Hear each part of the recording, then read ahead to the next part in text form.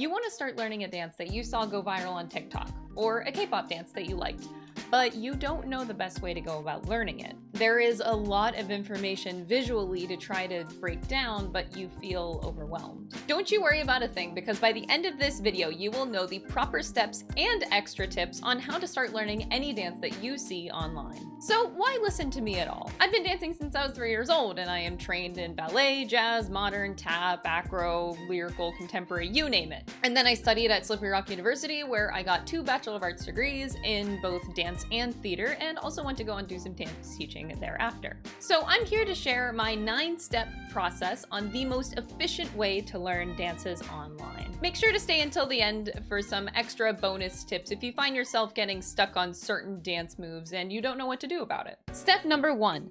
Watch the video several times before starting. I will watch a video at least 5 times before I start jumping in to learn any dance that I see. This allows your brain to have a good understanding of what you are getting into and get that movement to sink in visually so it can help translate that movement later within your own body. The amount of times that you watch a video is completely up to your own comfort level. It could be as much as 50 times watching it, or 5 times, but I really wouldn't recommend doing it any less than 5 times before you start learning it yourself. Step number 2, after the observation phase, you'll want to mirror your video and lower the speed. The reason why you mirror your video is so that you don't have to worry about which arm or which leg you're moving. It's a lot more straightforward for your brain to naturally process. So to share my exact process with this, I personally use VLC Media Player. To mirror the video, go to the top and click Tools, and click on the first option, Effects and Filters. Next, click on Video Effects, and then go to the Geometry tab. Then click on the Transform box here and choose the Flip Horizontally option in the drop-down. As for the speed, I will always learn my dances at 50% speed to start out until I've learned the entire routine. If 50% is still too fast for you, you can go down to 40%, 30%, whatever makes you feel the most comfortable. Then, only once you have learned the whole dance, do I recommend speeding up in 10% increments. The key thing is that you want to make sure that you are super comfortable at each speed before taking it up a notch. This is extremely important because it'll make it that much easier to pick up the movements at faster speeds when your brain isn't constantly trying to think of what move comes next. How to handle changing the speed in VLC Media Player is by right-clicking the video, scroll to playback, and then speed, and I use the faster fine and slower fine options, which increases and decreases the speed in 10% increments. Yeah, hit that slower fine button. Okay, no. Step number 3, learn in the proper shoes. While practicing, I always recommend wearing the footwear that you plan on wearing when performing the dance in the end. As an extreme example, if I wanted to learn a Mitsuru dance from Persona 3 Dancing, obviously, I'm gonna want to learn that dance while wearing the proper heels that she wears. Not doing that could not only be dangerous because it's footwear I didn't practice in, but the performance would also not look nearly as good because I'm not really comfortable in the shoes, and shoes make a big difference when you're dancing. So always get your shoes first. Practice in them from start to finish. Step number 4. Break movements down into counts of 8. So what does that exactly mean? For example, 1, 2, 3, and 4, 5, 6, 7, and 8. King crazy! Especially if you're a person that isn't musically inclined, breaking sections down into counts of 8 just like that, it helps to separate learning different movements at a time and also might help you rhythmically as well. However, one piece of advice that I don't really see anyone bringing attention to is that you want to build upon the last count of 8 when learning the next set of 8. Always build upon the last section so that your transitions aren't messy once you put it all together. Step number 5, and I would say the most important step in this video, do not mark. I cannot stress this enough. For those of you that don't know what the term marking means, in dance it means whenever you're doing a move partially or half-assed. For example, if a move is supposed to look like that, marking would mean I do it like, you know, I'm not fully extending my arms, I'm just like doing a little T-Rex arm instead. So you want to be doing moves as full out as you can, as much as you can. After dancing my whole life, I cannot stress how important this particular point is. There are so many times I would mark moves in rehearsals only for that habit to stick with me all the way until actual showtime, because that's how my brain learned that particular movement at the start. It is so hard to train your brain to unlearn a bad habit, so the key is to not let your brain learn that bad habit in the first place. And besides, as an added bonus to doing movements full out all the time, it will also increase your stamina, which you will definitely need when you go to perform at the very end. If you can do this when the time comes for polishing your movements, it's so much easier and faster to improve your final product. Step number 6, don't get too fixated on a specific move if you're having trouble picking it up. The truth is, the speed at which you're learning could be the reason you're stuck. To continue using the specialist dance as an example again, I found that learning the chorus was so awkward at 50% speed, but only started feeling natural when I hit up to like 70% speed. For example, you're not gonna be performing a cartwheel at 50% speed. It's really hard to do that really slow. But if you speed that movement up faster, it's gonna feel a lot more natural. Step number 7, repetition, but there's a catch. Through repetition, it will allow you to learn how a dance move feels in your body, rather than just how it looks. You can do an arm circle like this. But the more you do it, the more you really allow yourself to feel that movement, where it ends up going like this, because you're able to feel it. You're able to give it a little bit something extra because you repeated it so many times. So the more that you repeat a dance, the faster you'll get it down. Right? Here's the catch. You want to keep repeating the dance moves to get the moves down. However, there's only so much that your brain can handle at one time before it just becomes diminishing returns. You could spend 3 hours repeating a dance to memorize it, or you could repeat a dance 2 to 3 times right before you go to bed so that your mind and body can digest the movements over some sleep. For me, just doing that, which takes about 15 minutes right before I go to bed, has the same results as repeating a dance over and over for an hour. That's about 45 minutes of time saved to reach the same result, just by allowing my brain to rest and sit on the movements. You want to work hard, and more importantly, you want to work smart.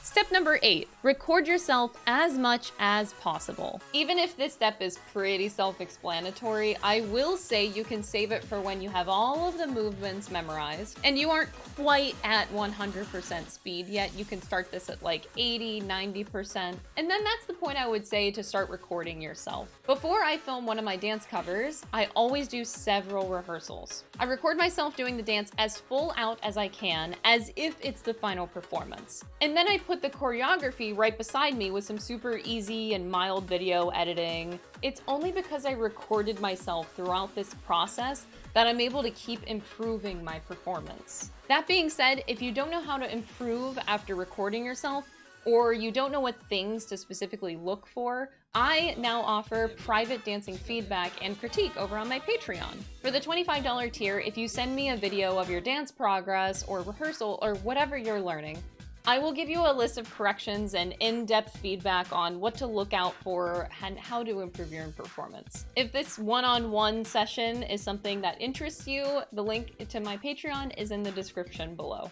Step number 9. After you're comfortable and have your dance memorized, I want you to challenge yourself by changing to face different directions. Most people will naturally be using one wall as their front while learning. For example, what you see right now is how I go about learning. However, when you go to perform in a different location at the end, oftentimes your brain can get screwed up because it's not used to the same setting that you learned your dance in originally. So once you have completed all of the past 8 steps in this tutorial, try changing to face the back wall and perform that way.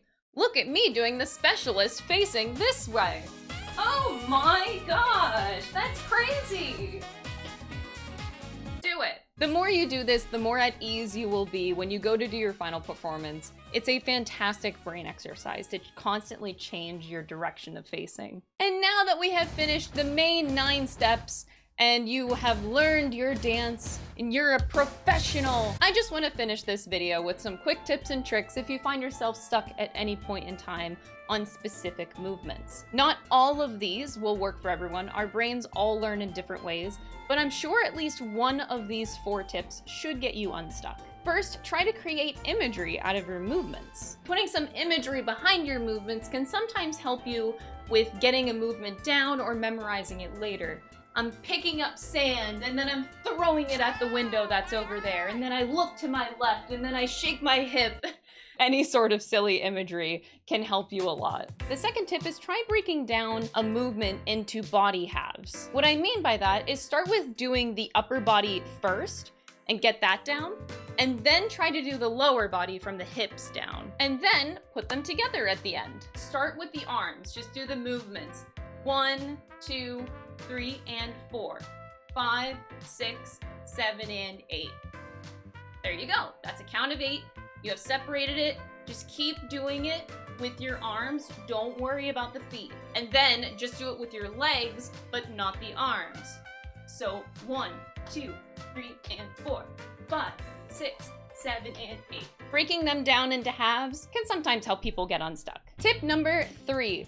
Think about what body part initiates a movement and be as specific as possible. Instead of saying your hand initiates a movement, think about the fingertips initiating the movement.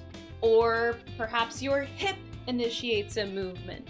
Or your knee is initiating a movement. Or your elbow is initiating a movement. Or maybe your head is initiating a movement. Observe the dance and see what body part exactly starts a movement and how it flows after that starting point. Tip number 4, think about where your weight is being placed during your movements if you find yourself having your feet getting tangled up. Honestly, the best example I have to share is, once again, the chorus of the specialist dance. Where your weight is placed can honestly trip you up during the chorus.